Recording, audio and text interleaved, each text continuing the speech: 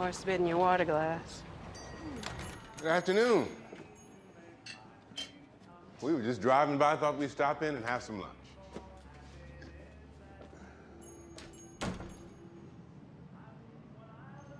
Yeah, we'll seat ourselves in. Yes, that's what we'll do. Thank you. Menu, please.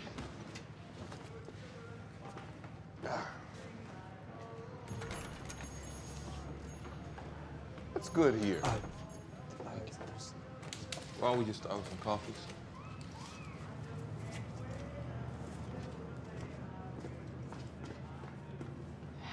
It's like the Simmonsville dinette isn't making the guide. Yeah, okay, but we're here now. Doesn't mean we have to stay. Get back in the car with what, 2-3 hours from Marvin's? We're here, damn it. We have every right to be. We're citizens. You're a veteran, for God's sake. Our money spends just as good as everyone else's.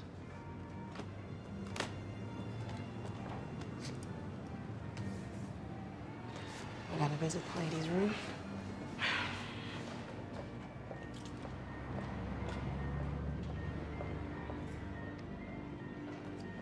Biscuits and gravy did smell pretty damn good. I think I'll order that. If the waiter ever comes back. There's 3 of them. Just sat down. I swear I didn't serve them. Not after what you did to Miss Lydia.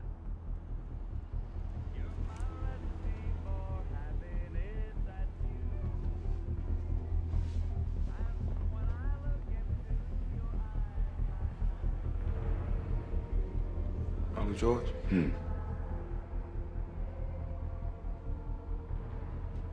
Remind me why the White House is white. War of 1812. British soldiers put the executive branch to torch. Then later, when the slaves rebuilt it, they had to paint the walls white to cover up the burn marks. Get your ass up! We gotta get the fuck out of here now! Oh, come on!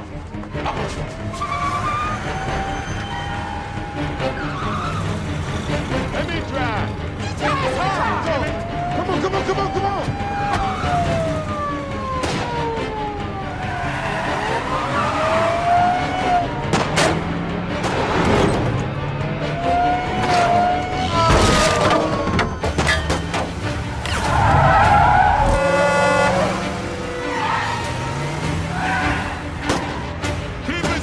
We're being shot at! How the hell am I supposed to keep us in?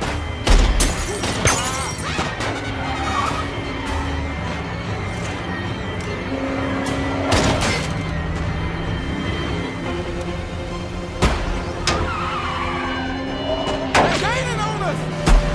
Take this left up ahead. Slow down or Woody will spin out. Oh, you shut up and let me drive!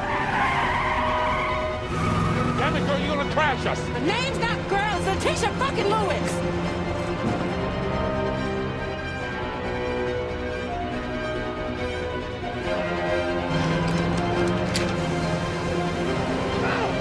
Get on up there.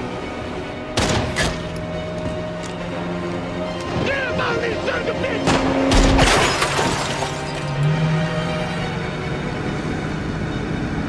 Ready? I see it. Shit!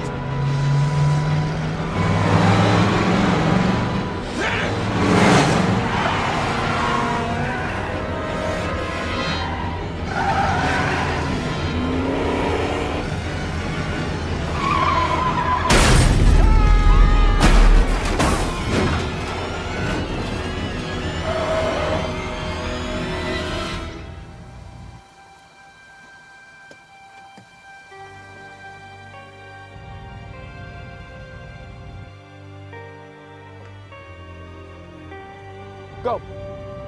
Go, let it go. What's good in the YouTube hood? For those of you that are new to my channel, my name is Luna Nova. I am a hoodoo spiritualist and tarot reader. Make sure you guys are communicating with legitimate me, all right? There are a plethora of fake and scam accounts out there, especially if you're coming from TikTok, all right? Y'all are my A1 day ones. Hey. But again, if you're coming over from other social media platforms or TikTok, please beware of fake accounts out there, okay? If you are not communicating with me on this email right here or via my Etsy shop, you just got scammed by a scammer. So please block, report, and delete in that order. If you are new here, welcome, welcome, welcome. And make sure that you like, comment, and subscribe. Do all the things. Interact with this post because you're going to love it over here. And once you lock in, ain't no switching up. Today, we are going to go over one of my favorite, well, recent favorites, I should say, TV series called Lovecraft Country. All right, if you've seen it, you already know. But today, we are going to go over 8 videos that just touch on some of the Easter eggs, some of the spiritual and physical importance of why this show was just chef's kiss for me. And again, this is just me and my personal opinions and views on the matter. So of course, feel free to chime in. Again, this is a community. Maybe you'll learn something, maybe I'll learn something. We'll see. Now, I thought that trailer was amazing. Talk about a hook. Baby, I was on the edge of my seat like, I need more. Give me more, please. As you can see, Lovecraft Country is starring Jonathan Majors and Jurnee Smollett. And when I say these two had amazing chemistry throughout the series, amazing. All right, I know Jonathan Majors has been a hot topic lately, but I don't care what nobody says. I think the man is super talented, and he did the damn thing. I mean, he acted as if the rent was fucking due with this series. I fucking loved it. And again, Jurnee Smollett, amazing. Amazing. Throughout this series, you will find Atticus and Letitia and all the other characters going through individual journeys and struggles of personal development and spiritual battles as well as physical battles. Again, the bee's knees. I absolutely love this series. And if you guys are wanting, I definitely will do a episode by episode breakdown, because when I say, again, the Easter eggs, the different things that go on throughout this series that you would have to really be paying attention to really piece everything together, each episode deserves its own individual video. But this is just going to be, again, some of the major points that I like touching on throughout the series. Lovecraft Country is about a young black male who travels across the U.S. during the 50s, during segregation, to find his missing father. And on this journey to find his missing father, he comes across some very deep, dark secrets, not only about his family, but about the world in general, or what he perceives to be his world. Now, one of the reasons why I absolutely wanted to make this video was because Lovecraft Country brought together a few things that I just thought were things that needed to be brought together that aren't seen together very much. And that is sci-fi, Black American history, personal development, and spirituality. And y'all know me, I have to come through with some receipts. And of course, I love to hear other people's opinions on the matter. And I'm sure you guys too, otherwise you wouldn't be here. So let's get into this first video, going over some characters that were mentioned that I did not know by name. I knew them by sight, but I did not know them by name, that were mentioned in Lovecraft Country, named Topsy and Bopsy.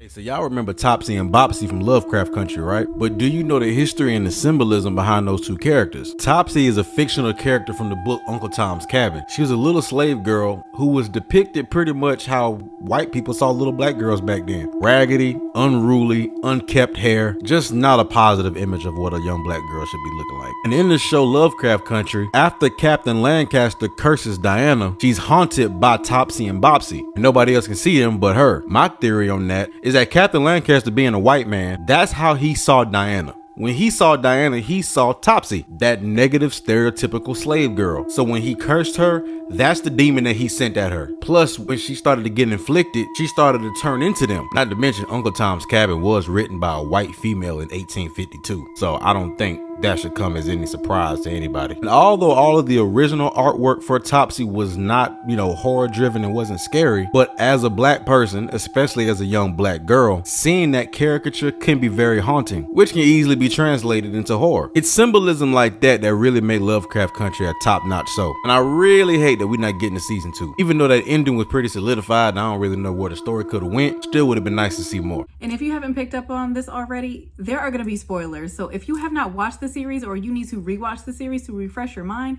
I would highly suggest doing that before continuing with this video. Because again, we're going to get into some spoilers. Now, when I am watching a movie and there are heavy spiritual influences in or throughout the movie, one thing that I'm gonna pick up on is when Hollywood tries to whitewash something. And the first thing that I noticed was the Book of Names. The Book of Names is eerily similar to the Book of Thoth. And this next creator is not the only one who noticed it, all right? I noticed it as well, like I said. This next creator definitely gets into a more in-depth explanation of the comparison of the two. After my rewatch of Lovecraft Country, I'm convinced that the Book of Names was inspired by the Book of Thoth. Spoilers ahead. According to Lovecraft Country lore, the Book of Names is an extremely powerful spell book of life, transformation, rebirth, and genesis. And not only that, but it's said to contain a spell that grants immortality. What we slowly learn as the story unfolds is that a man named Titus Braithwaite got his hands on the book in the early 1800s. A raid of Guyana was the first of many exploits of his that would end with his trip to the Caribbean. Somewhere along those exploits, he found the Book of Names. When he returned home, book in hand, he founded the Sons of Adam Lodge in 1813.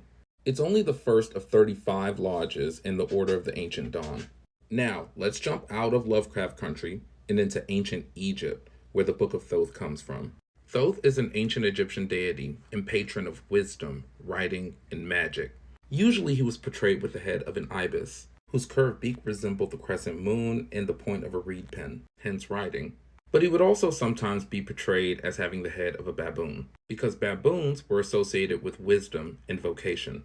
Now this is where things get interesting, because it's said that Thoth handed down wisdom to mortals in the form of a book.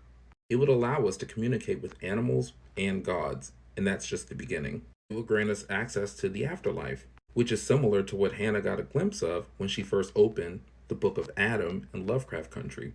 She would later shape the flames of her rage-made manifest into an ancestral home. In ancient Egypt, there's an old tale of a magician who used the Book of Thoth to speak to the gods and animals, but he also used it to learn how to see the stars as they move in the sky, and use it as a key to understand the universe. Tales like this of the original Book of Thoth are all we're left with, because unfortunately, when the culture of Greece consumed Egypt, we never saw it again.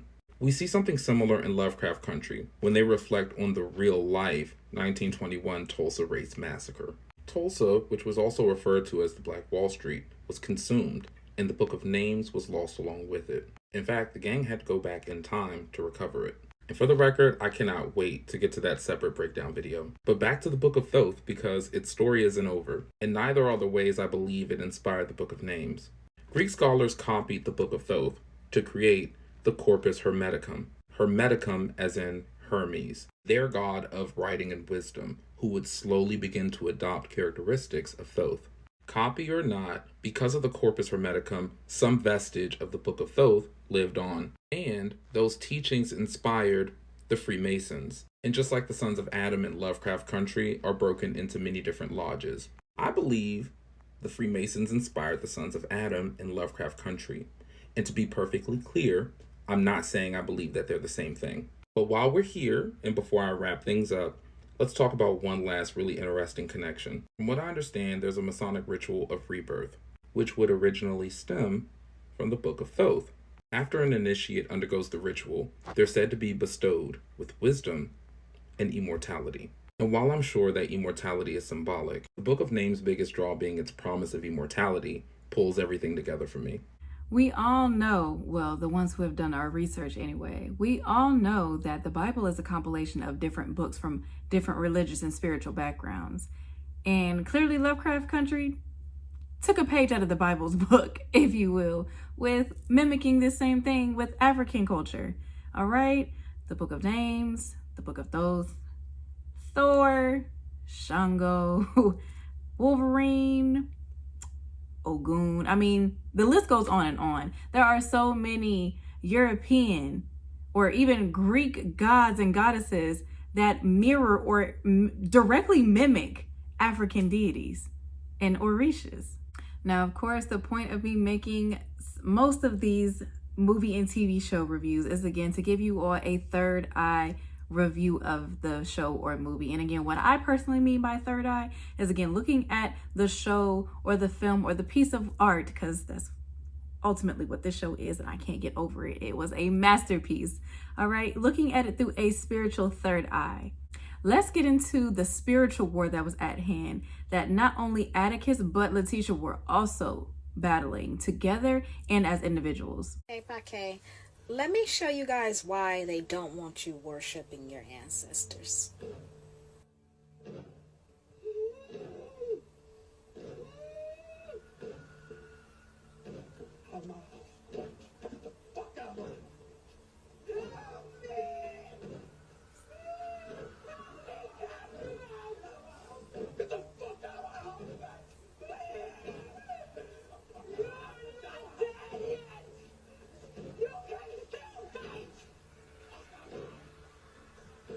Notice how she calls upon her ancestors for help, and just by acknowledging them, helped regenerate them so that they can go to work. Understand that you are spirit first, given a soul and a body. Therefore, when your ancestors shed this skin, this vehicle, this vessel that they travel in, their spirit forever lives on. Understand, we are solving problems here and there, and no one is called from earth until their task is done. Then they move on to the spiritual realm, where they solve problems best, protecting you from these demonic entities and forces that are trying to come up against you, protecting you from the unseen. You didn't survive that shootout by yourself. You didn't walk away from that car crash without a scratch by yourself. You are being divinely protected by your ancestors. It is selfishness that makes one wish, call again to earth, departed souls. It's not good to mourn. Instead of grieving, be happy for them. Besides them protecting you from the unseen, believe it or not, they have great peace. They are happy. They wouldn't come back here for nothing in this world, okay? And instead of mourning, let their memory be a strength and your inspiration. Keep their memory alive by setting you up a little altar, as I did here, in your home. Get your pictures, you know, the things that they may like, and just set it up there. This is how you keep their spirits alive. And then pay attention to the signs. They're always communicating with you through synchronicity, whether it be when you're resting, your dreams, aka your visions, or through the radio or conversations that you may have with someone. Just recognize the patterns and then piece them together. This is how you stay in contact with your loved one, through spirit. Until next time, Pakete Kum Miasa Morse. Now, as I mentioned earlier in the video, I absolutely loved the Black American history throughout Lovecraft Country. Absolutely, absolutely, absolutely loved it. Because when I say some of the things that they touched on throughout this series, I literally used to get in trouble with my high school history teacher. And if you're watching, hey, Mr. Jackson. I used to get in trouble all the time because I would literally go toe-to-toe with this man during lessons, active lessons in class, because I'm like, no, that ain't right. That book is wrong. I would literally go back and forth with him just for us to sit down after school and he'd tell me like, yeah, Luna, you're right. That is the truth. That is American history, but this is what I'm forced to be taught. What I'm telling you from there, this is why we're here today, because teachers like that who put me on to real American, Black American history, because Black history is American history. I cannot stress that enough. Without Black Americans, a lot of the inventions, a lot of, again, the way that the society is ran, a lot of the things that we have today would not be here without Black Americans. Shout out to my brothers and sisters around the world and throughout the diaspora. I love you. Yeah, but he realized real quick that he had fucked up and stumbled upon someone who knew magic just like he knew magic. And of course, he tried to find a physical way around her magic. And that's usually what you have to do if you know that your magic is not strong enough to overpower or overcome someone else's protection or magic themselves. You got to resort to physical ways or other spiritual avenues. But baby, spiritual warfare is a real fucking thing. Everything that happens on this realm is not always physical. If you've exhausted all the physical options, you might want to seek spirituality. But again, these are all my opinions, all right? I do not need the Christian community or the Catholic community because, you know, I love my Christian and Catholic brothers and sisters because I grew up Christian and Catholic. I did. All right? I still use the Bible in my practice. I left the church. I didn't leave God. I can't stress that enough. Like my family, some of my very strict Jehovah's Witness, Christian, and Catholic family members, if y'all are watching, because I know y'all are, hey. But I need y'all to understand something. Again, I left the church, not God. God is always with me, always in me, always around me in everything that I do. I say amen. Now this next video, one, I love the commentary from the original poster in the background because she is definitely me. She was me when I was watching the show. Y'all do not want me to do commentary on the movie because y'all would hate it. Because I'm going to be giving all the spiritual nuggets in the background as I'm watching. Because I can't help it. I'm just me. But again, this original poster was definitely me when I was watching the series. But please pay attention to this next video because this video gives a almost literal visual of how spiritual protection and spiritual work works, if you will. When you cast a spell of protection, there are so many ways and things that it can keep you safe spiritually and physically. That's bullshit. Exactly, bitch. Keep your bitch ass outside. Mm-hmm. Yep. Let's go. Ugly ass. That's why I ain't got no lips. Ugly ass. What the hell just happened? Our house is protected. That motherfucker knows magic. Well, now he knows that you do too.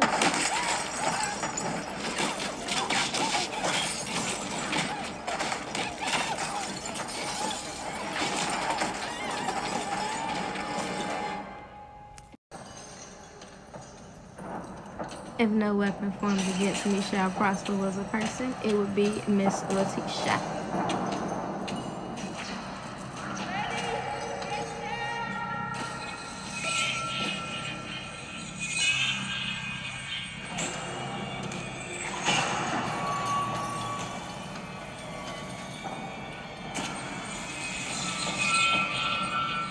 In this next video, the original poster is going to get into, again, who Prince Hall is and who he was to Black American history. Fraternal societies being a part of Prince Hall Freemasons. Myself. Anybody know who Prince Hall was? Assalamu alaikum. So that's one of my favorite parts in a show called Lovecraft Country, and I'm gonna break down why it's so important. So Prince Hall was one of the first Freemasons. Him and other 14 brothers created the founding foundation of Freemasonry today. A lot of these melanated Freemasons is the reason why America's foundation is the way it is. For example, you got Benjamin Banneker, who literally designed the US Capitol. George Washington had Moors around him all the time. I mean, look at this guy. You think this really a slave on a horse with a feather? Come on now. So Prince Hall created Freemasonry to uphold this sacred knowledge. This sacred knowledge that was known because they were Moors. The Moors were these group of Africans that came from advanced civilizations that were already set up in Africa, in Egypt, and came and cultivated the whole Spain and European area. When the Europeans were going through the Black Plague, it was these people that helped them, literally showed them how to bathe themselves and literally showed them how to take care not to pee in their fucking house. So without these niggas, they be dead. So after the Moors civilized these motherfuckers decided, you know what, we don't need these motherfuckers no more. And then this is where the Spanish Inquisition started. They start killing and burning all Jews, which is these Moors. So after this, a lot of Moors were massacred, and a lot of them were actually forced to work for the Europeans. This is because Moors were master navigators. They knew all their ways around the sea. But again, this is just passed down African knowledge. They had boats in Egypt too. And Mansa Musa also sailed with 200 of the finest boats. This is why you got Moors like Pietro el Negro that was forced by Columbus to use his navigation skills to come over here. Because Columbus ain't know shit about navigation. Queen Elizabeth even denied him the first couple times because she knew he didn't know what he was doing. He had to pull up with Moors. Then she believed him and granted him some ships. So they kept using our people. They know that they needed our people because of this knowledge. Moors were also advanced in astrology, so they knew this time was going to come. They gave these white people the knowledge and made them the custodians of the knowledge. This is why you got the Shriners with the fez right here. And look, he got the little pirate hat on. Come on now. This is why you got some lodges that literally have Egyptian drawings inside of them. So after we helped set up this country, George Washington decided to cut the cherry tree, cutting all ties with Moors, cutting the Moors from their roots, just so that they could push their narrative that our history started here.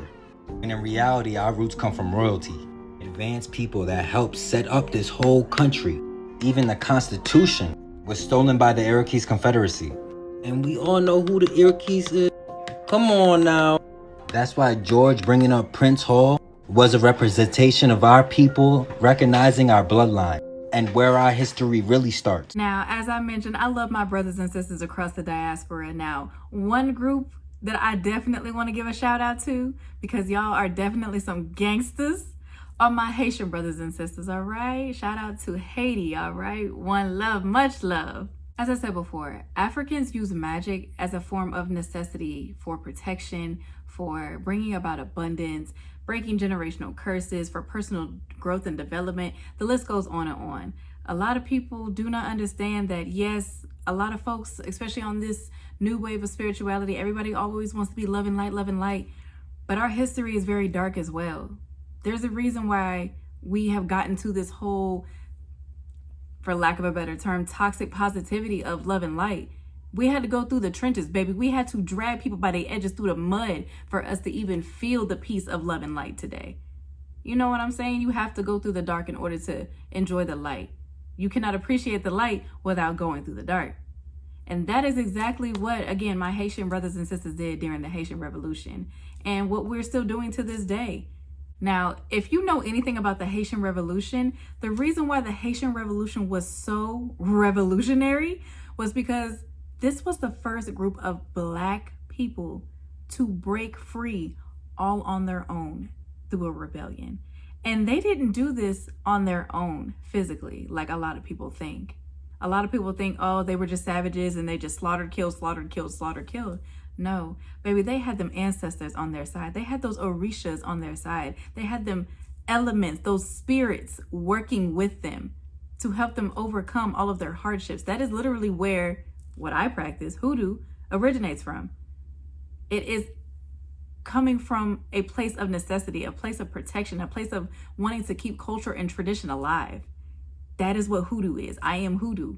Hoodoo is me. Like, I could make a whole separate video about that. But I'm gonna go ahead and wrap this video up. I just wanted to give y'all a short little something to, like I said, one of my favorite TV series, again, Lovecraft Country. If there's any special parts or, again, episodes that you guys want me to break down one by one, I definitely will. I most likely am gonna make it a series, so just be on the lookout for that.